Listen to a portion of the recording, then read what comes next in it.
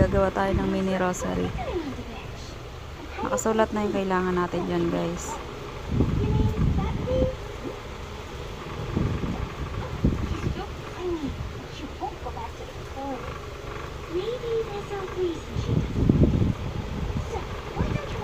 Ayan. Yung dulo ng nylon, ipasok mo sa karayom. Okay. Ayan, spacer, tapos beads. Ayan, paulit-ulit lang yan, guys, ha. Kailangan 10 yung ipapasok mo muna sa nylon. 10 piraso lang muna. Tapos paulit-ulit lang siya. Small, tapos yung beads na 6mm. Yan, ganyan lang siya. Paulit-ulit lang yan.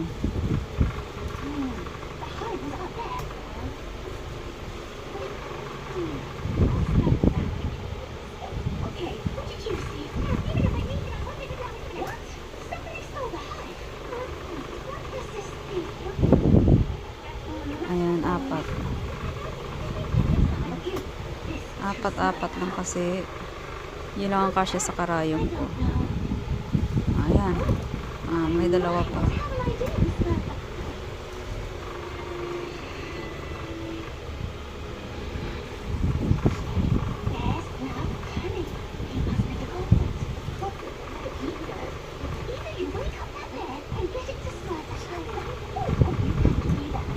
Ayan, 10 piraso na yan.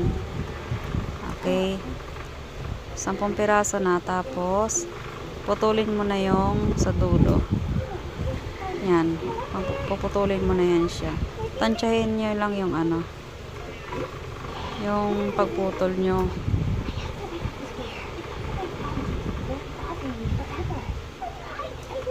Ayan, tapos yung pinutol, ipapasok nyo doon. Yan, para magsama na silang dalawa. Yung dalawang dulo ng ng nylon, pagsamahin nyo. Ayan, ganyan na siya. Tapos kuha ulit kayo ng spacer. Yung pang 11, ayan na. Para magsama na sila. Yung parang pinakalock niya. Ayan. Ayan, para mag-lock sila. Ayan, ayan, oh. Diba? Ganyan, parang letter V. Tapos cross. Ayan. Tapos, lalaktawan nyo yung cross, ha. Yan. Lalaktawan nyo yan.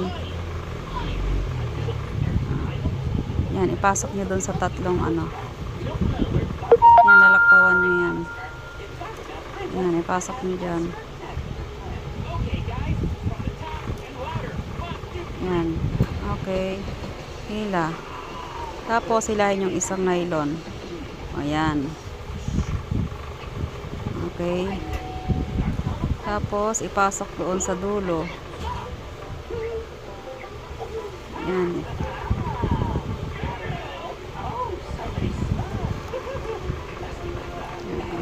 Okay. Ayan, lumalabo yung Yan.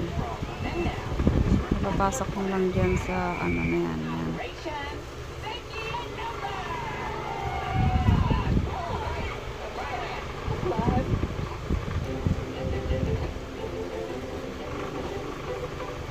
Yan.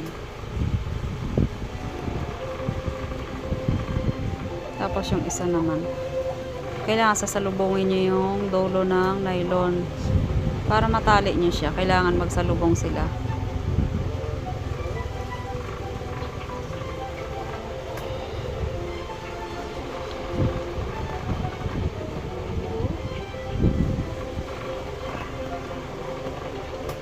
Nag-blurred yung camera ko.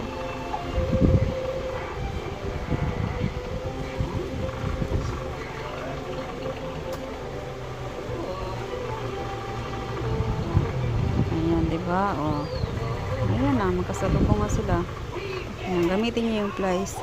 Plies yung ginagamit ko dyan kasi mas madaling magtali. Kapag daliri kasi ang sakit niyan. Tapos yung nylon madulas. So kapag daliri, peperusahin nyo, laging dumudulas. Ang sakit sa daliri. Tapos hindi pa siya maayos, yung lock niya hindi maayos. Laging nagkakalas yung mga beads. Pero kapag plies ang gamit mo, yan, madali lang, hindi masakit sa daliri. Tapos